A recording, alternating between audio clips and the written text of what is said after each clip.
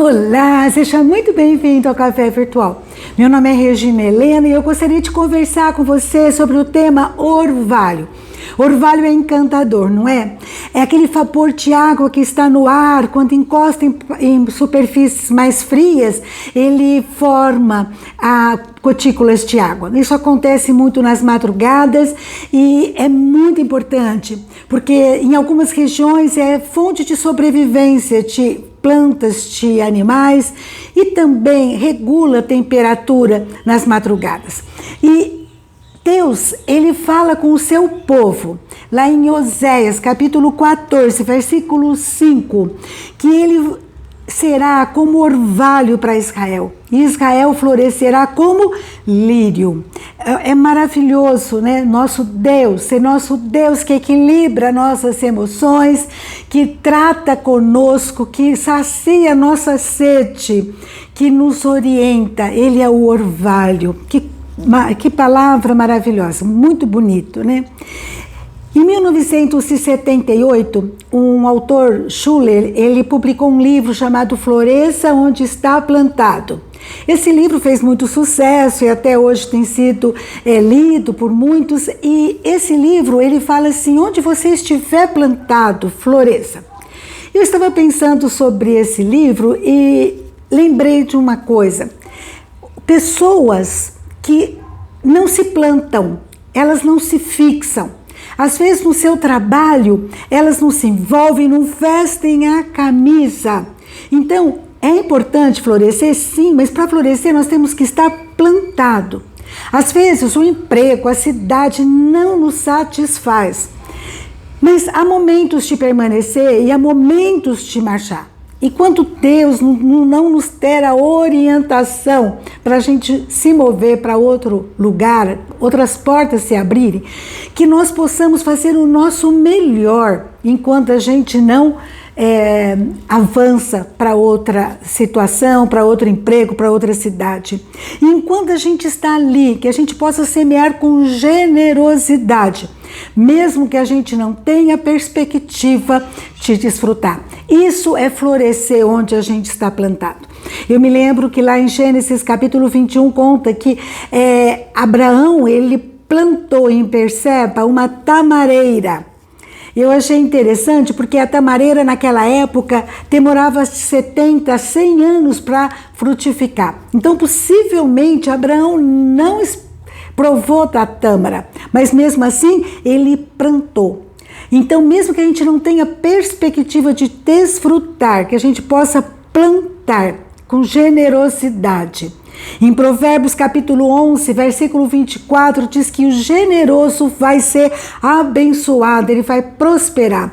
Em vários textos diz que o generoso, ele tem livramento, ele tem proteção, ele tem alegria, ele tem conforto. Que a gente possa ser generoso aonde a gente estiver plantado. E quando isso acontecer, nós estaremos florescendo, estaremos frutificando. Eu lembro de uma frase de Martin Luther King que disse assim: tudo que eu tentei reter em minha vida, eu perdi. Mas aquilo que eu entreguei nas mãos de Deus, eu ainda tenho. É verdade. Muitas pessoas, elas começam a ter abundância de bens materiais, né? E formam muros, se isolam.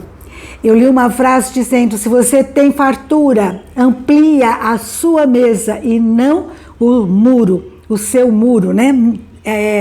E a gente, então, para florescer, nós temos que estar plantados no nosso emprego, vestindo a camisa, plantados na nossa família, né? Investindo nela, amando, sendo generosos, plantado com os nossos amigos. Muitas pessoas não se plantam, eles não se envolvem, não criam vínculos, pessoas que você não pode contar, né? E eu estava lembrando de José. José, aonde ele estava plantado, ele se envolvia, era um líder, era uma referência, era bênção por onde passou. Seja como escravo na casa de Potifar, seja na cadeia como presidiário, né, um prisioneiro, seja como governador do Egito. Eu não sei onde você está plantado, as suas lutas. Eu não sei quantas lutas você tem tido. Mas faça, enquanto não sair dessa situação, o seu melhor. O seu melhor. Tem uma história que eu não sei se é verídica, mas é bem interessante como ilustração. Russell Cornell disse que Ali Rafet, na Índia, ele criava carneiro e ele plantava trigo. Mas ele ficou sabendo que tinha umas pedras preciosas chamadas diamante. E ele vende tudo, ele deixa a sua família na casa de vizinhos, amigos e vai se aventurar para procurar diamante. Ele procura diamante. Com isso, nessa busca, viajando, indo em vários locais, ele perdeu todo o dinheiro dele, ele gastou todo o seu dinheiro. E de repente ele se vê só, sem sua família, longe de casa. E essa história conta que ele se lança ao mar. Anos mais tarde, a pessoa que comprou a terra dele, o fazendeiro que comprou a terra dele, percebeu umas pedras pretas e descobriu que ali onde ele tinha deixado para procurar diamante, tinha diamante. E hoje é a maior mina de diamante, chamada Golconda, que ele não viu, estava nos seus pés. É uma ilustração, não sei se é verdadeira, mas uma coisa a gente sabe, às vezes em nossa volta há tesouros que a gente não enxerga, que Deus nos conceda visão para enxergar, porque muitas vezes também nós não nos plantamos na presença de Deus, como nós precisamos estar buscando a direção de Deus, plantados nos atos do Senhor. Senhor, o que o Senhor tem para mim, o que o Senhor quer da minha vida, como nós precisamos plantar, nos chegarmos na presença do Senhor. E a gente às vezes está distante e nós precisamos voltar para o Senhor. E esse mesmo texto de Oséias 14, no primeiro versículo, para tudo isso acontecer, para florescer, diz assim: volte, ó Israel, para o Senhor, o seu Deus, porque seus pecados causaram a sua queda. Então voltem para o Senhor. Aqui fala, olha, volta para o Senhor. Senhor, que é a fonte de água viva. Para florescer, nós temos que estar plantados, sim, mas junto ao Senhor, nossa fonte de água viva. Às vezes a gente reclama tanto da vida, as coisas não estão certo, parece que é tudo árido, tudo deserto, tudo tão complicado, tão difícil, mas a gente não busca o nosso Deus, Ele que é a fonte da nossa vida. Você está distante, você pode estar se sentindo assim, não ter certo. Volte para o Senhor. E aqui esse texto maravilhoso de Oséias 14, leia todo ele. Ele diz assim, ele nos ensina a voltar para o Senhor. Primeira coisa, ele diz que nós temos que reconhecer que o que causou o nosso distanciamento, a nossa queda, foram os nossos pecados. Nós temos que reconhecer aquilo que tem nos afastado de Deus. O que tem afastado você de Deus? Às vezes são tantas atividades, às vezes atividades inúteis que não servem para nada, infrutíferas, que a gente possa voltar para o Senhor, se arrepender mesmo, pedir a Ele: Senhor, muda meu coração. Deus é um Deus de transformação, que transforma nossos sentimentos, nossas atitudes, nossas palavras, né? E quando nós estamos na presença dEle, o sobrenatural acontece. Ele vai tirando os entulhos que impedem o nosso crescimento, o nosso florescimento. Que a gente possa chegar na presença do Senhor, derramar nossa alma na presença dEle.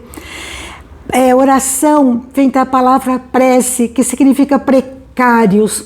Eu chegar na presença do Senhor e falar assim: tá difícil demais, tá complicado demais. Senhor, trata comigo. O Senhor é a fonte de água viva. Se plante na presença do Senhor. E Deus, Ele nos acolhe com amor, e Ele ministra perdão, ministra cura. Lá no versículo 4 diz assim: eu curarei a infidelidade deles e os amarei de todo o meu coração, pois a minha ira desviou-se dele. Deus que traz perdão, amor, cura para nós. No versículo 5, segunda parte, diz assim: como o cedro do Líbano, aprofundará as suas raízes. Isso aí é muito interessante. Deus vai firmando a nossa fé, a nossa convicção, vai nos ajudando, como o cedro do Líbano. A história do cedro do Líbano é muito interessante.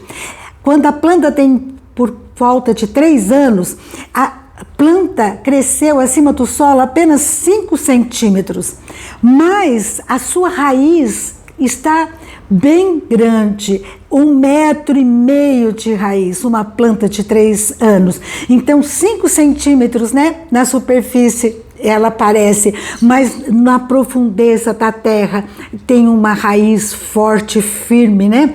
Que não se abala com ventos, com tempestade. E Deus nos faz assim, Ele fala assim, como o cedro do Líbano aprofundará suas raízes. Você não vai ser uma pessoa levada pelo vento, você vai ter suas raízes firmes nele. Esse é o nosso Deus. E o cedro do Líbano tem uma vida longa, ele vive séculos. E além disso, ele tem uma fragrância maravilhosa, uma madeira homogênea. No versículo 6, na parte B, Deus fala que aqueles que estão com ele terá o perfume do cedro do Líbano. Esses são os que estão com o Senhor. Eles florescem, eles têm uma fragrância maravilhosa, eles têm um enraizamento profundo.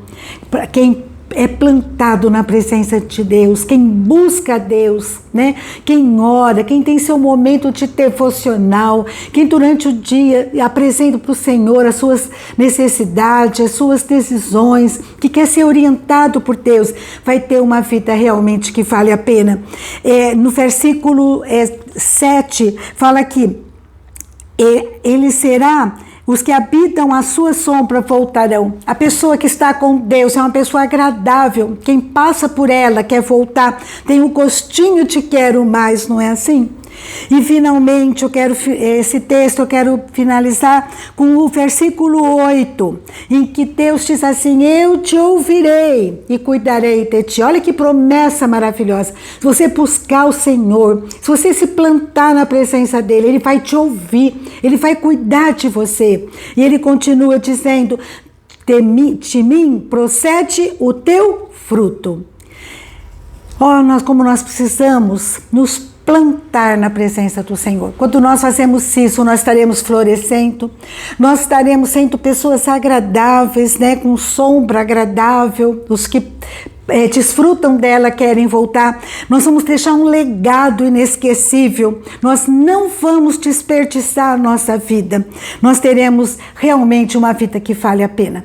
E a pergunta para mim para você é, onde você e eu estamos plantados?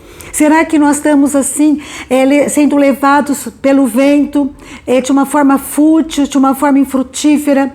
Que Deus toque o meu e o seu coração, que a gente possa, assim, buscar ao Senhor todos os dias, todo o tempo, e pedir orientação para Ele. E Ele vai fazer com que a gente floresça onde nós estivermos plantado. Como orvalho, nós vamos estar sendo saciados na nossa sede. Nós vamos estar sendo frutíferos, porque Deus está conosco. Ele é o nosso orvalho, Ele forma a nossa raiz, Ele firma nossos pés, e nós teremos uma vida realmente que vale a pena, sem desperdiçá-la, em nome de Jesus. Que eu e você possamos estar diariamente sendo plantados nos átrios do Senhor e sendo abençoados e abençoadores aonde nós estivermos, em nome de Jesus. Um grande abraço para você.